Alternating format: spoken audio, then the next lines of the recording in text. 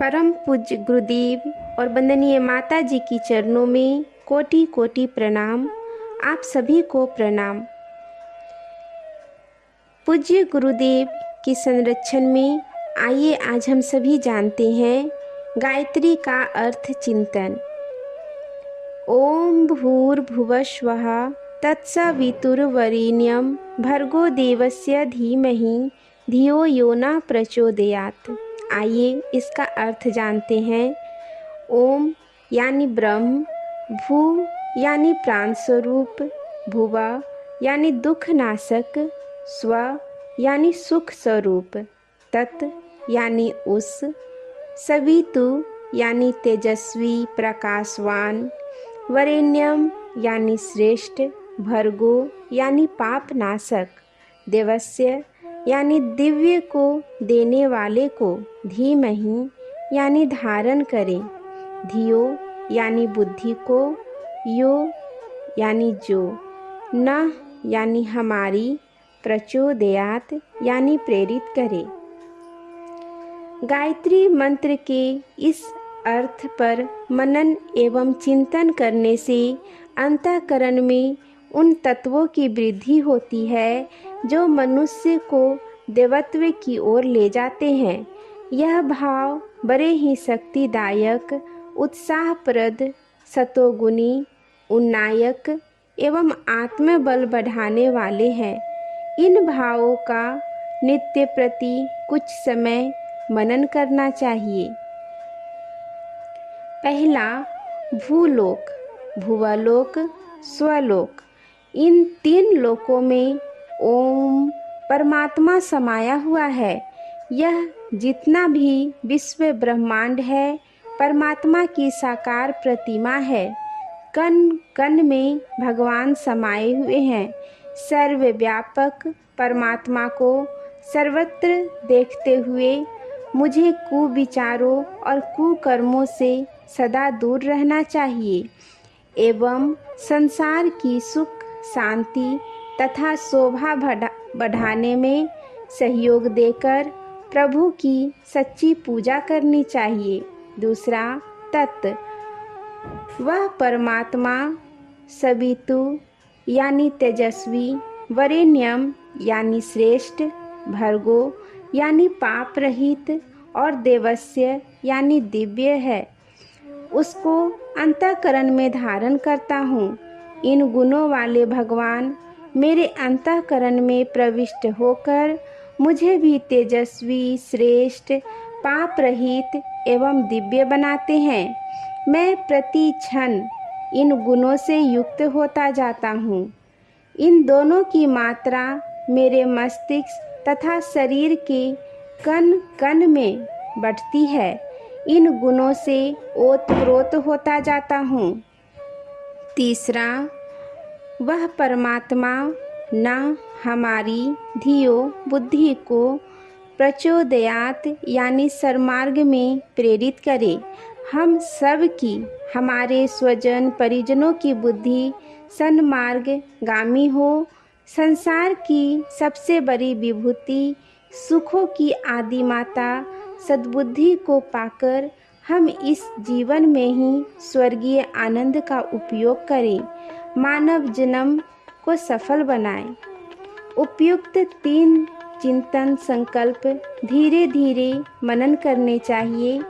एक एक शब्द पर कुछ क्षण रुकना चाहिए और उन शब्द का कल्पना चित्र मन में बनाना चाहिए। जब यह शब्द पढ़े जा रहे हों कि परमात्मा भू भुव स्व तीनों लोकों में व्याप्त है, तब ऐसी कल्पना करनी चाहिए जैसे हम पाताल, पृथ्वी, स्वर्ग को भली प्रकार देख रहे हैं और उसमें गर्मी, प्रकाश, बिजली, शक्ति या प्राण की तरह परमात्मा सर्वत्र समाया हुआ है।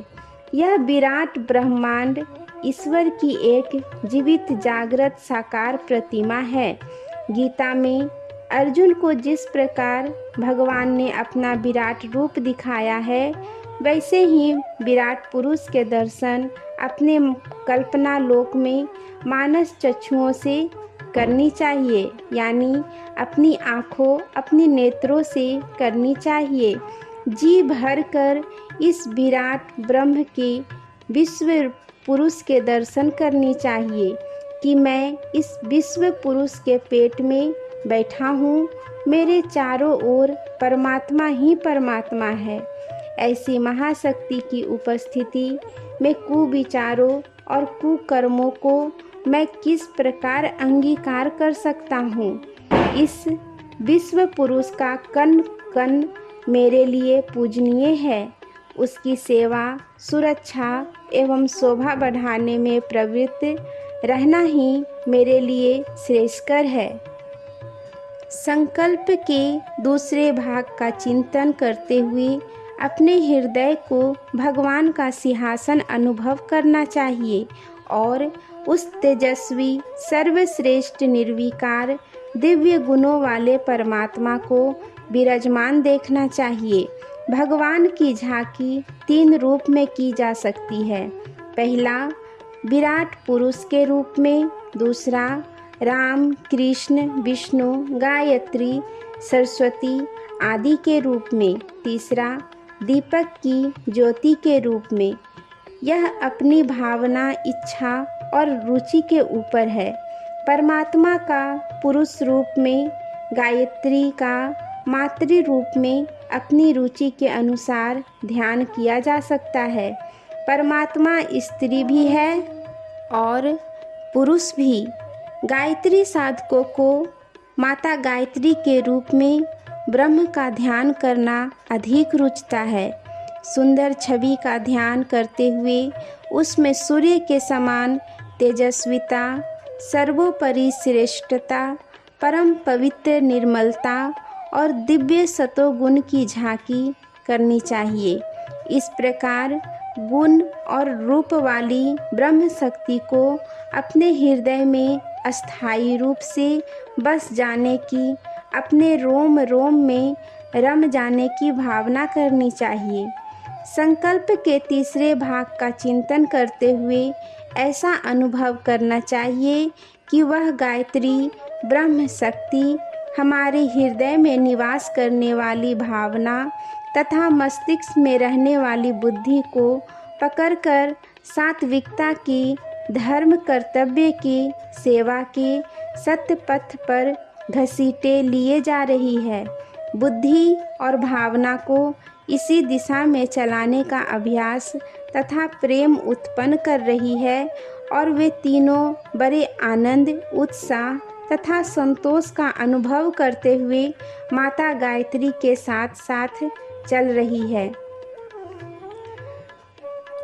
गायत्री के अर्थ चिंतन में दी हुई यह 3 भावनाएं क्रमशः ज्ञान योग, भक्ति योग और कर्म योग की प्रतीक है। इन्हीं 3 भावनाओं का विस्तार होकर योग के ज्ञान, भक्ति और कर्म, यह 3 आधार बने हैं। गायत्री का अर्थ चिंतन बीज रूप से अपनी अंतरात्मा को तीनों योगों की त्रिवेणी में स्नान कराने के समान है। इस प्रकार चिंतन करने से गायत्री मंत्र का अर्थ भली प्रकार हृदयगम हो जाता है और उसकी प्रत्येक भावना मन में अपनी छाप जमा लेती है, जिससे यह परिणाम कुछ ही दिनों में दिखाई पड़ने लगता है कि मन कुविचारों और कुकर्मों की ओर से हट गया है और मनुष्योचित सद्विचारों एवं सत्कर्मों में उत्साहपूर्वक रस लेने लगा है। यह प्रवृत्ति आरंभ में चाहे कितनी ही मंद क्यों ना हो, कितनी ही कम, कितनी ही धीरे क्यों ना हो, यह निश्चित है कि यदि वह बनी रहे, बुझने न पाए, तो निश्चय ही आत्मा दिन दिन समुद्र होती जाती है और जीवन का परम लक्ष्य समीप खिसकता चला जाता है। आज के लिए यहीं तक। आप सभी को धन्यवाद। जय माँ गायत्री।